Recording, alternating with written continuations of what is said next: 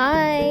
So left over idlis తోటి నేను ఒక స్టైల్‌లో ఉప్మా చేశానండి. చాలా సింపుల్ అండ్ ఈజీ, క్విక్‌గా అయిపోతది. సో ఇడ్లీలన్నిటిని నైటు ఫ్రిడ్జ్‌లో పెట్టుకున్నాను. సో పొద్దున్న లేసి వాటిని పొడిలా చేసుకొని పాన్ పెట్టి ఆయిల్ పెట్టి పోపేసుకొని కొంచెం పోపు దినుసులు మీకు నచ్చినవి పచ్చిమిరపకాయలు, ఉల్లిపాయలు, కరివేపాకుతోటి ఫ్రై చేసుకోవాలి. దాంట్లో ఉప్పు, పసుపు వేసి మగ్గించుకోండి కాసేపు. ఒక 2 మినిట్స్ ఫ్రై అయినాక ఈ ఇడ్లీ నేను అంతా పొడిలా చేసి పెట్టుకున్నాను కదా, అది కలుపుకోవాలి.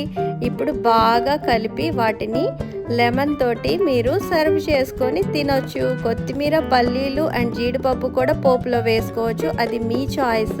నాకైతే ఇలానే ఇష్టము. ఇది చాలా చాలా టేస్టీగా ఉంది. ట్రై చేశాను, మీరు కూడా ట్రై చేసేయండి.